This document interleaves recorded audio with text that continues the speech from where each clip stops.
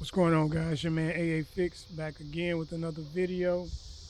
In this video, we're looking at the Ford Fusion and the OBD port for the Ford Fusion. There's your headlight controls. Here's your seat controls. Here's the steering wheel. Don't mind the missing cover on the steering wheel.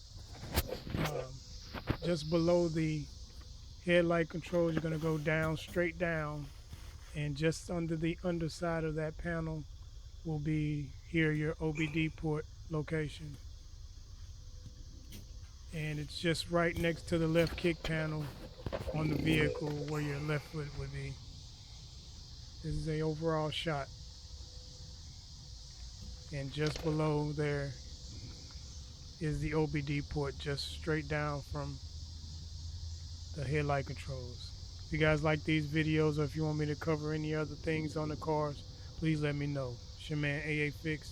I'm out. Hit the subscribe.